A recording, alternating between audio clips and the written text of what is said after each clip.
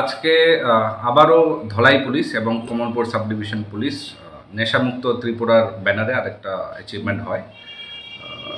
শ্রীরামপুর নাকা আন্ডার কমলপুর পিএসের আন্ডারে একটি গাড়ি হোন্ডা সিটি গাড়িকে আমরা ডিটেইন করি এবং তার মধ্যে থেকে in a secret chamber 40 packets around 40 KG of dry cannabis আমাদের সিজার হয় এবং তার সঙ্গে দুজন আসামিকেও আমরা ডিটেইন করতে সক্ষম হই, ড্রাইভার এবং কো ড্রাইভারকে। ওদের নাম এবং বাসা কোথায়?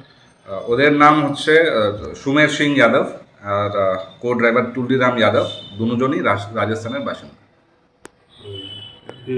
ওনারা গাড়ি নিয়ে কি আগরতলার দিক থেকে আসছিল? না, গাড়ি নিয়ে ওরা আগরতলার দিক থেকে কুমারঘাটের উদ্দেশ্যে ওরা যাচ্ছিল এবং on the basis of secret information আমাদের নাকা পার্টি ওদেরকে ডিটেইন করে এবং সম্পূর্ণ যে process in the presence of executive magistrate, independent witness, FSL team আমরা সিজার করি এবং এখন স্পেসিফিক কেস আন্ডার এনডিপিএস নেওয়া হবে।